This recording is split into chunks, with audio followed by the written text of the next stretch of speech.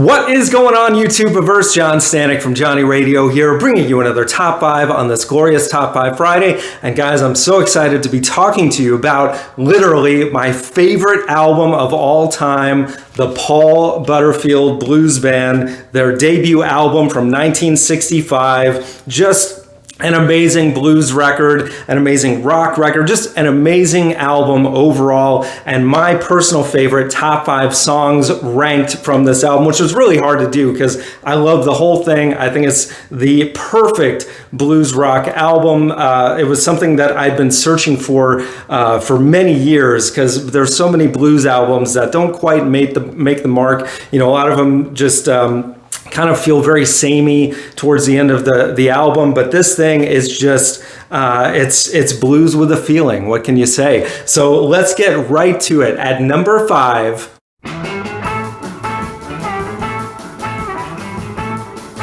Born in Chicago, the opening track that lets you know right off the bat what you're in for. This blues rock just stunner. I mean, these guys were so amazing in studio. Mike Bloomfield, I think, is one of the most underrated guitarists of all time. He's just incredible on this track. Of course, Paul Butterfield himself on the harmonica, just the whole band in fine form, and Paul just coming out of the gate with that, I was born in Chicago in 1941, and then just all those little fills, man. I love it so much. It's I can't say enough. You know, I played in a blues band where we did a bunch of old 60s, 70s covers, that kind of thing, and just that kind of music that feels so alive, like you're playing to a live audience. This album feels that whole way right from the get-go, and what a great way to start the album. And that's just my number 5. So now at number 4,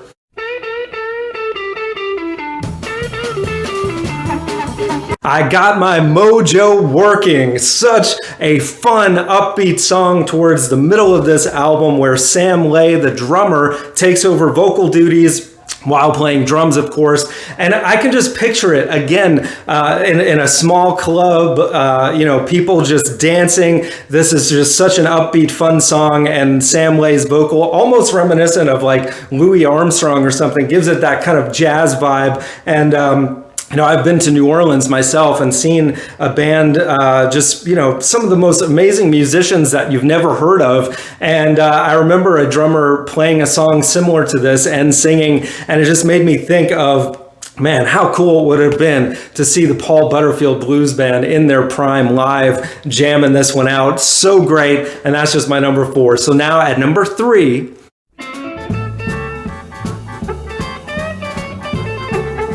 Thank You, Mr. Poobah, which I have no idea who Mr. Poobah is. Probably a influence of these guys, probably an artist you've never heard of. And yeah, it's just a really like laid back, chill, bluesy, jazzy instrumental. But I think what I love about this song for me specifically is like, as a guitarist myself, their use of those 7 chords, which are just so tasty, those tasty jazz chords, man, just so brilliant. And Mike Bloomfield, I can't say enough, like his playing on this song is just incredible. And of course, the keyboard, the organ, I should say, by Mark Naftalin, I never pronounce his name right, just has that like classic 60s sound. And yeah, for an album that's made in 1965, kind of pre, you know, late 60s, where things were really starting to get amazing in the studio,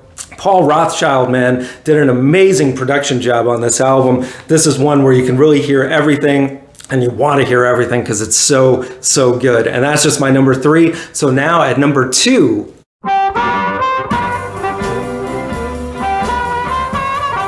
Blues with a Feeling. I said that earlier, and that is the perfect way to describe the sound of the Paul Butterfield Blues Band. It's just, you know, there's blues music, you know, the greats, B.B. King, Stevie Ray Vaughan, like everybody's got their own thing, and especially their signature sound as far as a lead guitarist goes. But the Paul Butterfield Blues Band as a whole, they just sound like just one amazing unit. And that has a lot to do with just everybody being a superstar on here. Elvin Bishop on rhythm guitar, for God's sakes. I mean, he could be a lead guitarist, but Mike Bloomfield, just amazing. I can't say enough. And of course, Paul Butterfield, which, say what you will, like, he wasn't the greatest vocalist of all time, but he has so much passion in his vocals and also in his harmonica playing.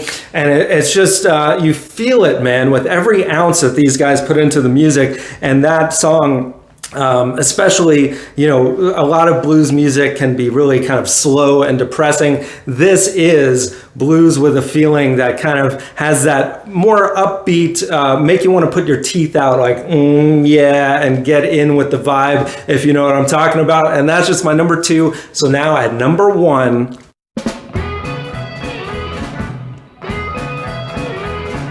Shake Your Money Maker. Man, talk about an up-tempo blues rocker. This thing is so incredible, and it really kind of gives a little bit of a throwback to almost like a 50s rock sound, but the way these guys amp it up, and I'm just going to say one more time, Mike Bloomfield, man, incredible. I hate it that I hadn't heard this album or even heard of him, for that matter, for so long, well into my 30s when I first heard this record. And his guitar solo on here is so incredible, so blistering, and how he goes straight back into the verse like nothing happened. It's nothing short of a miracle. I think Bloomfield is right up there with some of the other greats of the 60s like Hendrix and Pete Townsend and Jimmy Page. I mean, just incredible. For those who don't know, he played on Highway 61 Revisited by Bob Dylan, for example. Just one of these guys that knows exactly what to do. He's almost like the Johnny Greenwood of the 60s, if that makes sense. But I digress. Shake Your Money Maker, amazing song. Ended up being the title of the Black Crowes debut album.